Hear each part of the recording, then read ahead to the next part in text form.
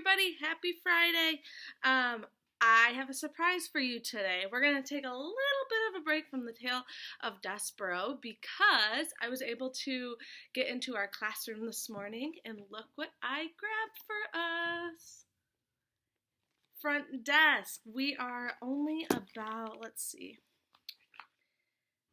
15 pages from the very end, and I had a couple emails from a few of you asking if we were going to finish it, and I told you that I forgot it at the school, which was true, but I got to go back and get it today, so I'm excited to finish it out with you.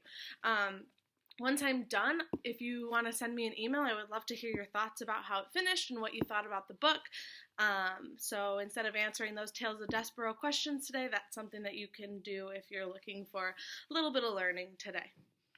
Alrighty, let's get going. Chapter 63. We ended in the middle of chapter 63, but I'm going to start it over just to refresh our memories. Chapter 63. My mother was inconsolable that night. She couldn't believe that her sister would rather buy a fancy penthouse in Beijing than help her own sibling. As she buried her head into the pillow, my father tried his best to comfort her. I can't believe she said no, my mom said to my dad. I couldn't either. Never in a million years did I think my aunt would say no. Not after my mom told her what we were going through. I guess a lot had changed since we left. Not just the neighborhood, but the people too. They were probably splitting the bill now. It's okay, my dad said. We tried. You heard what Hank said. It's no skin off our back. It is, my mom cried. It's the skin and the hair and everything. I bit my lip as I listened from my bed. Now we'll just be employees for the rest of our lives, working for one person after another. Not everyone can lead, Ying, my dad said. Some people are just destined to be followers. As my father started going on about our fate again, I threw my head back down onto the pillow. I didn't believe we were destined to be followers. I didn't believe we were just supposed to stay on the roller coaster forever. I thought about all the people I'd met this year and how we all deserved better. Lupe, Hank, the other weeklies, and all the immigrants. So many wonderful people from so many different parts of the world. If only there was a way we could join together and break free. Wait a minute. What if we didn't need one rich relative? What if what we wanted instead was a lot of poor people? Or what we needed instead was a lot of poor people? My mom said it herself. Everybody could each put in a little. Lupe came straight over the next day and squealed when I told her my plan. Of course! Why didn't we think of this earlier? Mr. Yao desperately wants to sell the motel. We could probably get it for cheap. She grabbed my hand and we ran out the back to find Hank. It was a Saturday, and Hank was outside his room watering his tomato plant. How much do you think Mr. Yao wants for the motel? We asked him. Hank stopped watering and drew a sharp breath. At least $300, I'd say. Why? Did you guys find another rich relative? No, we were all out of those. But we knew a lot of people. Sure, they were all poor, but if everybody put in a little, and it wouldn't be a donation, it would be an investment. We'd own the motel together, I told Hank. I pulled out my notebook and showed him and Lupe my calculations. Their eyes boggled when they saw the math. This place makes $12,000 a month? Lupe asked. Holy cow, that's serious money, Hank exclaimed. $144,000 a year, serious, to be exact. Hank slapped his leg. That's it, I'm in, he declared. Hank emptied every pocket of his jacket. He dug his fingers into the backs of his chairs and checked under his bed for money. He even checked in his shoes. He managed to find $78.56, which wasn't a lot, but it was something. The other weeklies, as soon as they heard, wanted to contribute too. Fred put in $100 and Billy Bob put in $200. Mrs. T contributed $250, but it was Mrs. Q who put in the most, a whopping $3,000.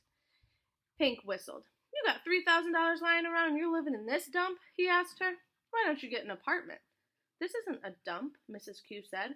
This is home. And besides, if I lived in an apartment, I'd never meet all of you wonderful people. She gave my shoulder a squeeze. Lupe skipped on home to talk to her parents. She said they had some sort of emergency fund, but she wasn't sure how much was in there. As for me, I dug out my essay from the contest. I made copies of the essay and passed it out to every single customer who came in. My plan was simple. Find 600 people to contribute $500 each. That would bring the grand total to $300,000. So far, we got $3,628 from the weeklies. We still had $296,371 to go. A few customers threw my story in the trash. But a surprising number didn't. They responded with genuine interest and curiosity. A few were moved by what I'd told them about our situation and the kind of year we had been having, and how we got through it by pulling together as a family. They opened their checkbooks and wrote checks for $700, $1,000, $4,000, $5,000, and even $8,000. One customer wanted to know my vision for the Cala Vista. His name was Mr. Cooper, and he was a venture capitalist from Los Angeles, passing through on his way down to San Diego. A venture capitalist, Mr. Cooper said, was someone who invested in small companies before they became big companies. Though he could afford to stay anywhere, Mr. Cooper still liked living frugally, and that's why he was at the Cala Vista. Where do you see the Cala Vista in 5 years? Mr. Cooper asked me. Right here, I said, a little confused by his question. He laughed. No, I mean, what kinds of things do you expect from the Cala Vista? I thought about it and said, I just want everyone to be happy, every single customer. Mr. Cooper smiled. That's the kind of vision I like to hear. I'd be honored to invest, he said. Mr. Cooper took out his checkbook and wrote us a check for a jaw-dropping $50,000. As he handed us the enormous check, my mother's hands shook. She'd never seen so many zeros in one place.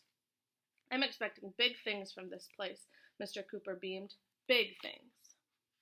With Mr. Cooper's check and the other customers' contributions, we still needed about $230,000. So the next day, I went around to all the shops on our street. To my wild surprise, both Mr. Avion from the convenience store and Mr. Bagawiti from the dry cleaners wanted to invest. Are you sure? I asked them. Are you kidding? This is our chance to own a piece of land in America, they said. They were tired of sending all their money back to their relatives month after month. For once, they were going to spend it on themselves. They gave me $1,000 each in cash. I ran all the way home, clutching the thick stack of hundreds in my hands. Lupe came over with even more thrilling news. Her parents talked it over, and they wanted to invest $10,000, the entirety of their emergency fund. But it's your emergency fund, I said. Are you sure about this? Lupe nodded. We've never been more sure of anything in our life, she said. As her dad added his chunk to the huge pile of money, Lupe and I grabbed each other's arms and jumped up and down, screaming, We're getting off the roller coaster! We're getting off the roller coaster! By the end of the week, we were $85,000 down, $215,000 to go. I took out the big ledger and started writing to old customers. I wrote to Mr. Lewis, the guy who gave me a hard time about the key and wanted all those extra pillows. To my surprise, he wrote me back and sent me a check for $100 along with a gift certificate to Home Depot for a better key machine.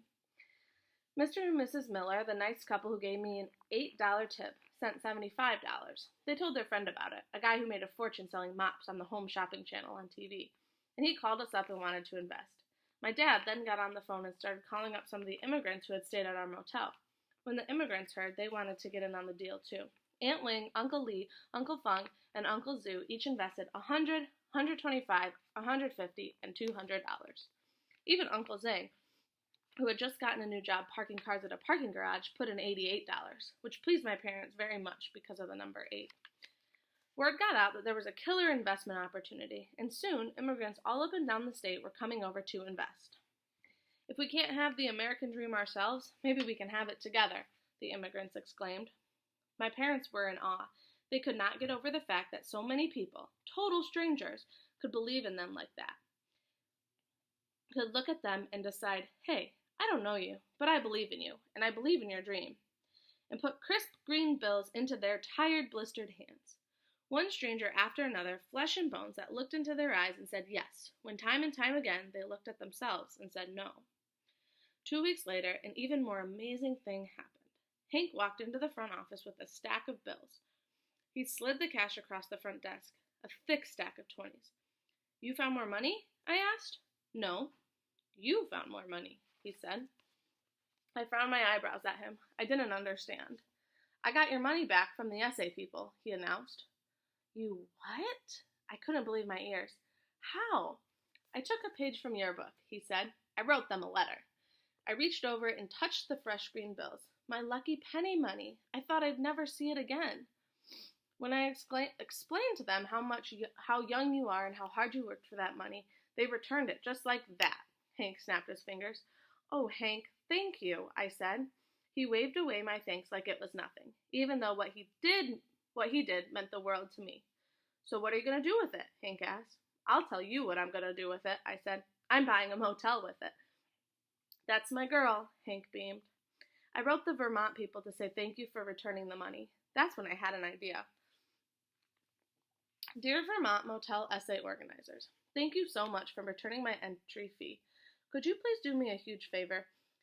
Can you please kindly help me send the following letter out to all other people who entered the essay contest but did not win? It would mean a lot to me. Thank you, Mia Tang. Here was the letter attached. Dear Sir / Madam, my name is Mia Tang. I am 10 years old, and like you, I also entered the Vermont Motel Giveaway Essay Contest. For the past year, I have been helping my parents manage a motel in Anaheim, California.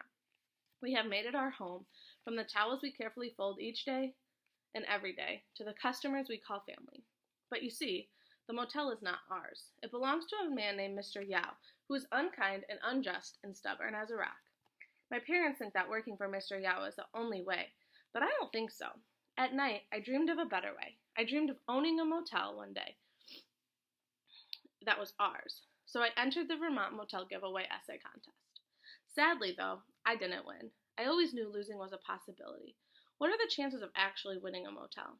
But still, it hurt, watching my hopes and dreams disappear. You probably know the feeling.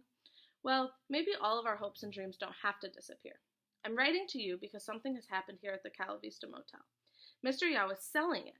He's selling it for cheap because he's desperate. We're all chipping in to see if we can buy it from him, and we're looking for investors. If you would like to invest, please let me know. It wouldn't be a donation. You would be one of the owners, and in the future, whenever a customer comes to stay at the Cala Vista, part of that money would go to you. You might be asking yourself, why should I invest in